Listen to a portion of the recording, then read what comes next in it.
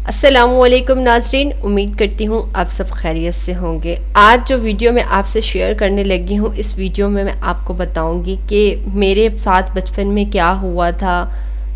और ये वीडियो तमाम लोगों के लिए सुनना बहुत ज़्यादा ज़रूरी है। ये मेरी अपनी कहानी है।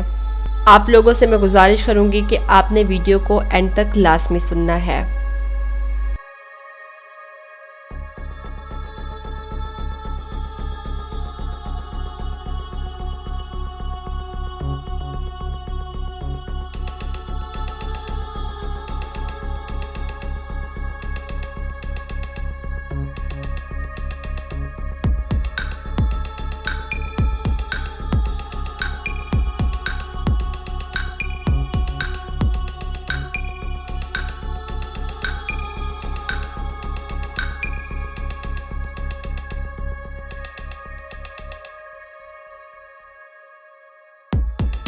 अगर आपको ये वीडियो अच्छी लग रही है तो मैं आप लोगों से गुजारिश करूँगी, जो लोग पहली दफ़ा ये वीडियो सुन रहे हैं वो चैनल को ज़रूर सब्सक्राइब कर लें, इसके साथ बेल आइकन पे क्लिक कर लें ताकि आपको मज़ीद आने वाली इस तरह की वीडियोस मिलती रहें।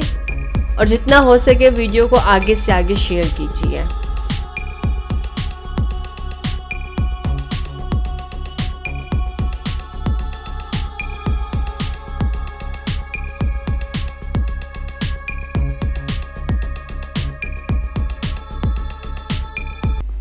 फिर एक दिन मैंने अपनी अम्मी को ये सारी बातें बताईं तो मेरी अम्मी ने उस वक्त मुझे तो कुछ नहीं कहा, मुझसे सारी सूरत हाल पूछी कि ये चीज़ें कब से हो रही हैं और कितनी दफ़ा हुई हैं। मैंने सारा कुछ अपनी अम्मी को बताया और उसके बाद अम्मी अगले दिन स्कूल गई और जाकर उसकी बड़ी बहन से, जो उसकी जुड़वा बहन थी, उससे जाकर अम्मी ने बात की और उसको बताई सारी बात, किस तरह की हरकत आपकी बहन कर रही है। तो खैर उस टाइम तक उन लड़कियों की मैट्रिक हो चुकी थी और हम लोग 2 क्लास में थे।